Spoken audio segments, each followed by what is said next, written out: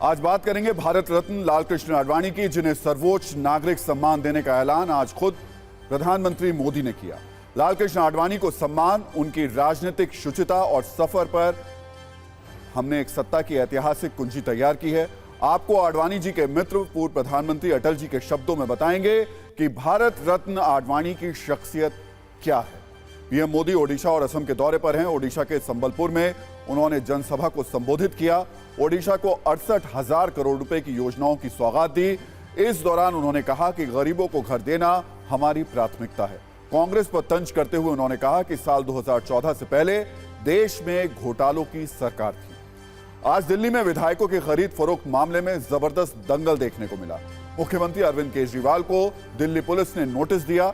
इसके बाद 5 घंटे तक उनके घर के बाहर क्राइम ब्रांच की टीम खड़ी रही। इधर केजरीवाल ने कहा कि पुलिस क्राइम रोकने के बजाय नौटंकी कर रही है। खैर, नौटंकी तो पूनम पांडे कर रही हैं, जो पिछले 24 घंटों से सुर्खियों में हैं। पहले पूनम पांडे ने अपनी ही मौत की खबर फैलाई। उसके एक दिन बाद कहा, मैं जिंदा हूं। यही नहीं, यह भी कहा कि सर्वाइकल कैंसर से जागरूकता फैलाने की कोशिश की थी। सवाल है, क्या ऐसी हरकत पर एक्शन नहीं होना चाहिए? क्या रील से सुर्खियां बटोरने वाली पूनम पांडे को रियल जिंदगी की समझ नहीं है? सत्ता में अयोध्या में राम भक्तों की अपार श्रद्धा की जो चढ़ावे के रूप में देखी जा रही है। प्राण प्रतिष्ठा के बाद 11 दिनों में 11 करोड़ रुपए प्राप्त हुए हैं। मतलब हर दिन औसतन 1 करोड़, जो अपने आप में रिकॉर्ड है। देश के मंदिरों में आर्थिक भक्ति के आंकड़े भी आपको दिखाएंगे। आज हिंदुस्तान का जल योद्धा आईएनएस संध्या नौसेना में शामिल हो गया। यह खबर बीजिंग में खलबली मचाने वाली है, क्योंकि इस मौके पर मौजूद रक्षा मंत्री ने साफ शब्दों में कहा कि अब जासूसों को बख्शा नहीं जाएगा। कैसे यह चीन के प्रपंचों को खत्म कर देगा, यह भी आपको बताएंगे। सत्ता में बात होगी यूपीआई की, ग्लोबल सत्ता की। फ्रांस में यूपीआई लॉन्च हो गया है। फ्रांस में भारतीय दूतावास ने पेरिस के एफिल टावर पर यूपीआई को औपचारिक रूप से लॉन्च किया।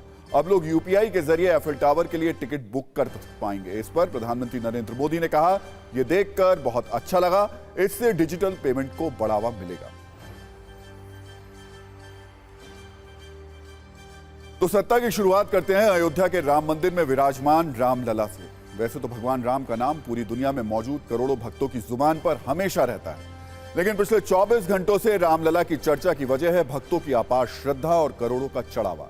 रामलला की प्राण प्रतिष्ठा के आज 12 दिन हो चुके हैं। आपको यह जानकर हर्ष होगा कि प्राण प्रतिष्ठा के बाद 11 दिनों में रामलला को 11 करोड़ रुपए से ज्यादा का दान मिला है। दावा है कि औसतन हर दिन रामलला को 1 करोड़ रुपए का चढ़ावा चढ़ाया जा रहा है।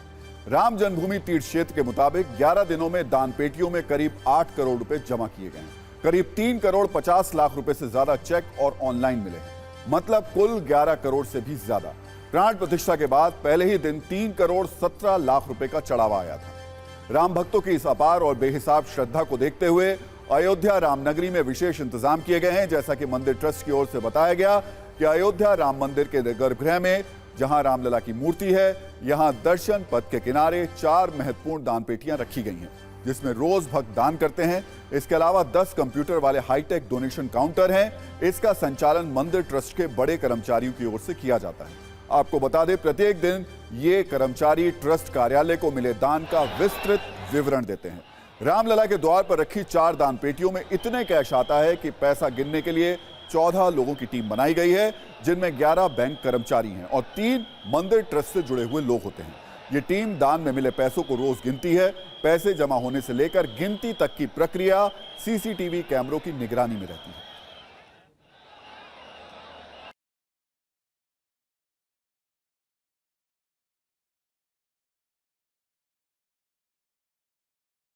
बड़े दान जो हैं इधर कुछ ज़्यादा आ रहे हैं। जैसे प्राण प्रतिष्ठा वाले दिन भी लगभग 2.5 करोड़ की एक चेक मिली थी। फुटकर मिला के 30-40 लाख रुपया लोगों ने दिया था। और अभी भी 1-2 करोड़ की चेक एक हमारे जिन्होंने संकल्प ले रखा था हर साल 2 करोड़ देने का, उन्होंने आखिरी किस्त हमारी 2 करोड़ की अभी दिया है, इसी समय पर उसको दिया है।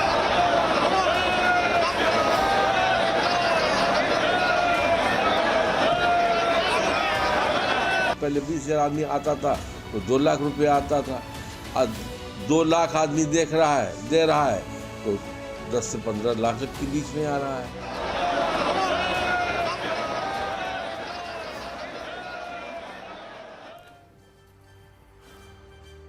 रामलला की प्राण प्रतिष्ठा 22 जनवरी को हुई थी। इस समारोह में देश के बड़े बड़े उद्योगपतियों से लेकर अलग अलग क्षेत्रों की हस्तियां शामिल हुई थी और लोगों ने दान भी दिया था। मंदिर ट्रस्ट के सूत्रों के मुताबिक मुकेश अंबानी ने 2 करोड़ से अधिक की धनराशि दान की थी। वहीं हीरा कारोबारी दिलीप कुमार लाखी ने 101 किलो सोने का दान किया था, जिसकी कीमत 68 करोड़ रुपए बताई जा रही है। इस सोने से राम मंदिर के दरवाजे, त्रिशूल और डमरू बनाए गए। इसके अलावा पटना के महावीर मंदिर की तरफ से 10 करोड़ का दान दिया गया।